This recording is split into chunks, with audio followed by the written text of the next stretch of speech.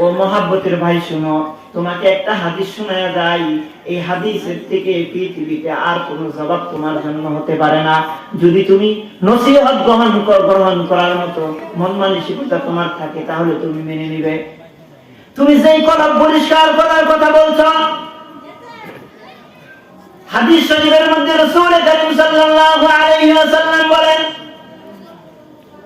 লাউ আন্না নাহারান বিবাবি আহাদিকুম ওয়া ইয়াগতাসিলু ফীহি কুল্লা ইয়াওমিন খামসান হাল ইয়াবকি মিন দারনিহি শাইউন ক্বালা লা ইয়াবকি মিন দারনিহি শাইউন ক্বালা কাযালিকা মিসলু সালাওয়াতিল খামস ইয়ামহুল্লাহু বিহিন্নাল খাতায়া।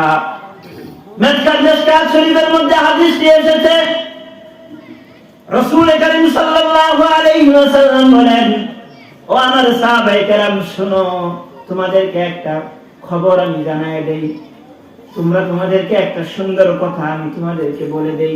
বলে কি কথা? ইয়া রাসূলুল্লাহ, লাউ আন্না নাহারান বিবাবি আহাদিকুম, তোমার বাড়ির সামনে যদি একটা কি থাকে, দরিয়া থাকে, একটা ঝর্ণা থাকে, লাউ আন্না নাহারান বিবাবি আহাদিকুম ওয়া ইয়াগতাসিলু ফীহি কুল্লা ইয়াওমিন খামসান, আর প্রত্যহ তুমি ওই নাহারের ভিতরে, নদীর ভিতরে নেমে 5 বার দৈনন্দিন তুমি গোসল করো, হাল ইয়াবকি মিন দারনিহি শাইউন, বলো তো তোমার গায়ে কোনো ধরনের কোনো ময়লা থাকতে পারে কিনা? তোমার শরীরে কি কোনো ময়লা থাকবে? আপনারা কি বলেন? না।